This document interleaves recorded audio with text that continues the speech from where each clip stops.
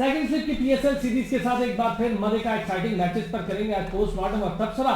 Multan Sultan Karachi Kings का बड़ा मजे का मैच कराची के मैदान में हुआ। लाहौर शिफ्ट हो गई पीएसएल तो वहां पर दो बड़े मजेदार मैचेस हुए। लाहौर ने 241 मुझे लगता है इस सीजन का सबसे बड़ा स्कोर यही रहने वाला है। 247 इससे पहले इस्लामाबाद यूनाइटेड ने किया था जब अबू धाबी में होती थी, लेकिन इस सीजन का बड़ा स्कोर 241 लाहौर ने कर दिया और उसके फौरी बाद अगले ही मैच में 200 कर दिया। और कमाल की बात दोनों में क्या रही, दोनों का कंपैरिजन क्या रहा, दो टीम जिनसे लाहौर लड़ी उन दो टीम्स का हाल लाहौर ने अपनी बॉलिंग के साथ क्या किया इस पर बात करेंगे। लेकिन पहले बात करेंगे हम जरा कराची और मुल्तान के मैच पे, फिर आएंगे हम लाहौर पेशावर जलमी लाहौर इस्लामाबाद यूनाइटेड के मैच पे। काशिफ पहले कराची और मुल्तान। जी बिल्कुल, और सबसे अच्छी बात ये रही कि कराची ने कुछ थोड़ी चेंज की।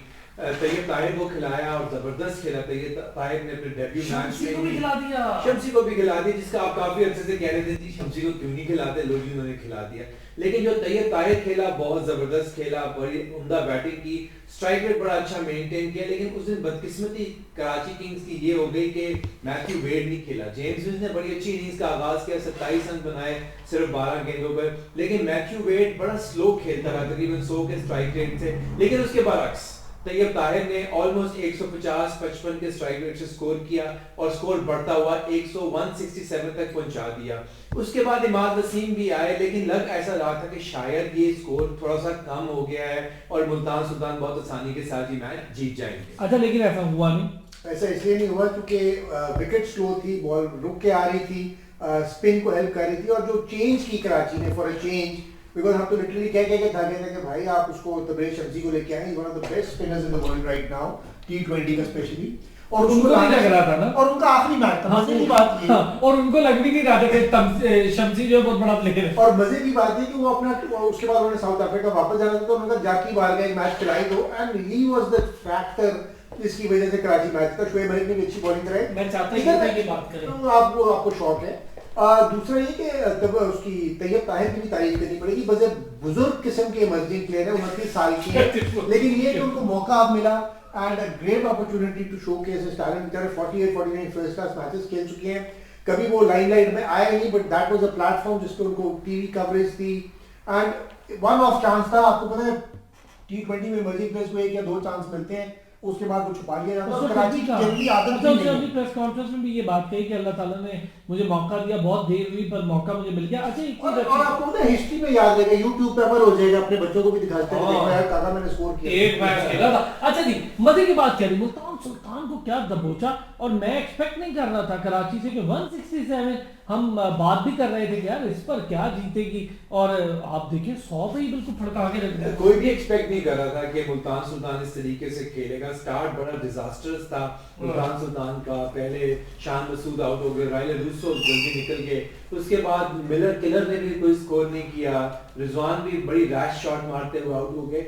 मेरा ख्याल है कि वहां पर शायद वो ज्यादा आसान उन्होंने मैच ले लिया था, कंप्लेसेंट हो गए हुए थे कि उनको पता था कि हम तो टूर्नामेंट में जहां फिर एक और मैटर हो सकता है कि होम ग्राउंड से निकल के अवे गए थे, ये भी फर्क हो सकता है। वो भी मेरा ख्याल मुझे मजे की बात है ना कि बहुत जरूरी था टूर्नामेंट के लिए। Multan was on a winning streak, जीतती जा रही है। यार देखें T20 का मजा ही आता है कि 6 तो टीमें हैं, सारी एक दूसरे से कम्पीट करें, आखिरी मोमेंट तक आपको हो गया कोई भी नंबर 4 पे आ सकती है। कराची, जल्मी और क्वेटा तीनों जरा नीचे इस वक्त लेवल पे, और मुल्तान को हरा के उनको कॉन्फिडेंस भी आया होगा, अपनी स्ट्रैटेजी भी उन्होंने बना के देखी होगी कि यार हमने क्या गलत किया। लेकिन स्पिन ने बड़ा कमाल किया कराची की। लेकिन एक बात मजे की रही कि इतने कम स्कोर में भी वो इतने बड़े मार्जिन से जीत गए कि उन्होंने मुल्तान को। अब आ जाते हैं जी अगले मैच पे। 241 लाहौर कमाल कर दिया, बल्कि मैं कहता हूं धमाल कर दिया। 241 और 200 दो कंसेक्यूटिव मैचेस, सर दो कंसेक्यूटिव मैचेस में कमाल किया। वो तो लेकिन आप ये देखें कि उस मैच में कमाल ये हुआ कि सबसे पहला दफा ऐसा हुआ कि किसी टीम ने टॉस जीता और पहले बैटिंग करने का फैसला किया।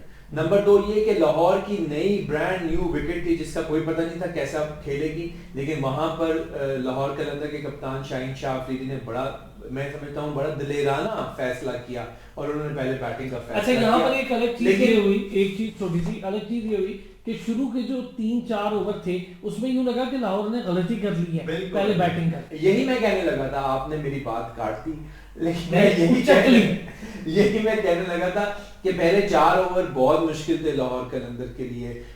फखर जमान को बिल्कुल समझ नहीं आ रही थी, ताहिर बेग की विकेट गिर चुकी थी, लेकिन अब्दुल्ला शफीक का जो इंक्लूजन था इन द टीम वो बहुत जबरदस्त फैसला था। बीमारी के बाद वो फर्स्ट टाइम आए थे खेलने के लिए, बहुत खूबसूरत खेले, प्रॉपर बुक शॉट्स खेली उन्होंने, कोई उन्होंने रैश शॉट नहीं खेली, लेकिन एक आध रिवर्स स्वीप उन्होंने वो करने में कामयाब हो गए और आहिस्ता आहिस्ता स्कोर बढ़ाते गए। पहले 6 ओवर के बाद 36 रन से सिर्फ एक खिलाड़ी आउट था और 10 ओवर के बाद प्रोग्राम उठ जाना साडू को टाइम दियो।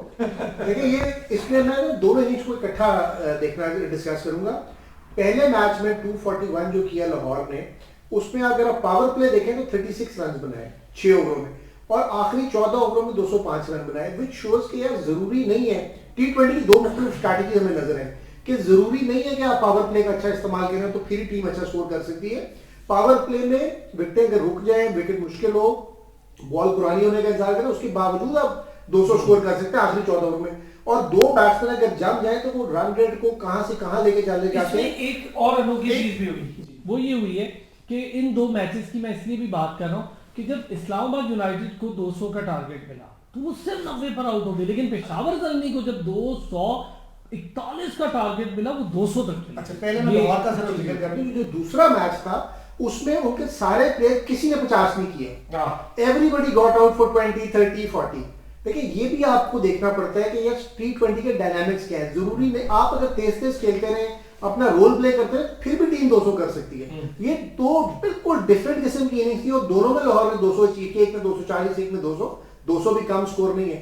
और जहां तक आपकी उसकी बात आती है कि लाहौर पेशावर और इस्लामाबाद, पेशावर ने बहुत अच्छा खेला, बाबर और उनके दूसरे हारिस जल्दी आउट हो गए दोनों, उसके बावजूद चेज करते हुए 200 करना is by no means a small achievement, बहुत कमाल की अचीवमेंट। हालांकि ऑन पेपर इस्लामाबाद बड़ी टीम और अगर सॉरी मैं कंप्लीट कर रही हूं क्योंकि आप लोग भी बात करते हैं तो मैं भी कर लूं। अगर हारिस स्कोर चल जाते थोड़ा सा अगर पेशावर के चेज में, तो फिर शायद पेशावर को चेज करने के काबिल हो जाते। और अगर बाबर चल जाते, हारिस ना चलते, तो शायद पेशावर की टीम स्ट्रैटेजी वाइज में डिस्कस करो कि शायद वो 200 ना कर सकती, 160 करती। यार ये देखें, लेकिन यहाँ ये बीच में जरूर जाती नहीं है, ये फैक्ट बता रहा हूं। बीच में जरूर रख देते हैं। बाबर आजम चल जाता तो स्कोर ये इस्लामाबाद 200 के चेज में बिल्कुल फेल हो गई। हां 200 बात नहीं कर, बाबर आजम ने तो चेज में कुछ नहीं किया था। जब 200 की तरफ गए थे बाबर आजम, 200 तो नहीं किया इंटरनेशनल में इस जोड़ी ने, वो एक दफा कर गया रिजवान। तो किसने किया आपकी बात। लेकिन इसमें जो मैं बात करना चाहूंगा वो लाहौर कलंदर की बॉलिंग है। बॉलिंग बड़ी लाजवाब लाहौर कलंदर के दोनों मैचेस में, और क्या स्टार्ट लेता है शाहीन शाह अफरीदी। लेकिन इसमें एक चीज जो थी ना जो लाहौर कलंदर को सोचनी पड़ेगी, वो थे उनके एक्स्ट्रास। बहुत ज्यादा एक्स्ट्रास दिए दोनों मैचेस में लाहौर कलंदर। ये तो स्कोर ज्यादा था, जो कि स्कोर ज्यादा था तो इसलिए बच गए, वरना ये बहुत डैमेजिंग फैक्टर हो सकता है लाहौर कलंदर के लिए। लेकिन जो शुरू का स्पेल है शाहीन शाह अफरीदी का बहुत ही जबरदस्त, जिस खूबसूरत तरीके से उसने बाबर आजम को बोल्ड किया वो बहुत ही कमाल था। उसके बाद जो वेरिएशन से बॉलिंग की दोनों ने, हारिस ने भी और जमान ने भी, वो लाजवाब थी। इस्लामाबाद यूनाइटेड जो है वो इतनी स्ट्रॉन्ग बैटिंग लाइनअप है, लेकिन जिस तरीके से वो रेत की दीवार की तरह ढेर हो गई, वो सिर्फ लाहौर की बॉलिंग है उनकी बैटिंग में, इतना वजन है उनकी बैटिंग में। लेकिन देखें हम जब पिछले प्रोग्राम में स्टर्लिंग और आजम खान को कह रहे हैं, हम जब पिछले प्रोग्राम में आजम खान की बहुत तारीफें कर रहे थे, वहां पर बार बार ये बात कर रहे थे कि इनिंग्स बहुत अच्छी उसने खेली है, लेकिन कंसिस्टेंसी जो है वो नाम है असल क्रिकेट का। लेकिन जिस शॉट पे आजम खान आउट हुए विजी की उस बॉल पे, मुझे बड़ी अजीब लगा कि वो शॉट गलत था, वो सिलेक्शन, वो shot selection was very weak. नहीं हिली नहीं ना, कुछ भी एक टांग आती है पूरी विकेट कवर हो जाती है, एक तो ये दूसरा, लेकिन वो दैट वाज वो रिवर्स स्वीपर जगह नहीं, उसको सीधा खेलना चाहिए था, वो बॉल आगे थी उसको सीधा खेलना। अच्छा जी, जल्दी से ये बताएं कि दोनों में से कदरे हारने वाली बेहतर टीम क्यों रही? पेशावर जाहिर नजर आ रहा है 200 क्यों रही कि क्योंकि पेशावर ज़ल्मी के दोनों बैट्समैन साइम अयूब और कैडमोर, उन्होंने अप्लाई किया पहले अपने आप को विकेट पे, विकेट को समझा और फिर क्रिकेटिंग स्ट्रोक्स मारे। कोई भी रैश स्ट्रोक उन्होंने नहीं मारा और यही था उसकी वजह सक्सेस की। वो तो अच्छी बॉलिंग थी लाहौर कलंदर की जो उन्होंने कैडमोर को आउट किया और डिस्गाइज किया प्रॉपर तरीके से। हारिस रऊफ ने अपनी एक स्लो डिलीवरी पे कैच उठवाया और उसके बाद जब वो एक विकेट गिरती है, हमेशा आपको पता है जब लंबी पार्टनरशिप होती है एक प्लेयर आउट होता है तो फिर डेफिनेटली दूसरा भी। अच्छा, अगर हम आजम को छोड़ भी दें, इस्लामाबाद यूनाइटेड 90 पे आउट होना बड़ा जस्टिफाई नहीं करती है। देखिए T20 में इस वन ऑफ गेम को कभी भी ना आपको बेस नहीं बनाना चाहिए पूरी टीम को डिफाइन या पूरे सीजन को डिफाइन करने में। इंडिया की टीम 36 पे आउट हो गई थी ऑस्ट्रेलिया में और टेस्ट सीरीज जीत गई थी। So let's not go come to conclusions. Islamabad की टीम अच्छा खेल रही है एंड नथिंग इज लॉस्ट। अभी वो टूर्नामेंट से बाहर नहीं है, किसी भी टीम को हराने की उनमें ताकत है। कराची और क्वेटा भी आउट नहीं है। कराची के 2 पॉइंट है क्वेटा के और 5 मैच खेले, अगले 5 में वो जीतने की कैपेसिटी है और यही सोच के बाकी टीमों को खेलना पड़ेगा कि भाई जोड़ वही बात है कि पेशावर और कराची के बीच में पड़ जाएगा। आप डिस्कस कर चुके हैं, आप दोनों जब कह रहे थे पेशावर और मैं कहता Karachi, so most probably yes in दोनों में से एक को। मुझे अभी भी लगता है कि पेशावर जल्दी आराम से निकल जाएगा। कराची एक मैच जीत गया और अभी ने कहा ना वन ऑफ मैच। अच्छा ये बताएं आप वन ऑफ मैच को मत सोचें मुल्तान सुल्तान से वो जो जीता। तबरेज शम्सी वापस चला गया। जी ओह हाँ, ये भी बात दुरुस्त है कि वापस फिर इसमें बड़ी प्रॉब्लम होगी। तबरेज को अच्छी जल्दी से बिल्कुल एंड ये क्या सोच के बिल्कुल एक ही मैच खिला दिया और उसने ट्वीट भी किया। उसने कहा भाई शुक्र है मैंने पीएसएल का मजा चख लिया, मैं तो बड़ा खुश हूँ। मैं आपको पहले दिन से ये बात कर रहा हूँ कि कराची किंग्स का प्रॉब्लम उनके प्लेयर्स का नहीं है, उनकी मैनेजमेंट का प्रॉब्लम है। जो मैनेजमेंट के सवाल के जवाब दें, वो पूछे क्या सोच के उन्होंने तबरेज को। भाई यही तो बता रहा हूँ, मैनेजमेंट का प्रॉब्लम है। मैनेजमेंट को पता ही नहीं है किस चीज किसको सिलेक्ट करना है, किसको सिलेक्ट नहीं करना। इमाद वसीम की सही कोई नहीं है। टीम को सिलेक्ट करके वो बाबा जी देते हैं, बाबा जी देते हैं और फिर टीम यार जा रहे हैं हमने पैसे लाए नहीं आते थे, एक मैच खिलाई दो, तो उस चक्कर में खिलाए। अच्छा वरना नहीं खिलाते, ये भी मुश्किल यार। लेकिन वैसे वो मैच में उसने पासा पलट के रख दिया। चलो जी बहुत होगी बात। सारे मैच में सारे मैचेस यानी 3 मैचेस का पोस्टमार्टम कर लिया हमने। 6 टीम्स पे बात कर ली है।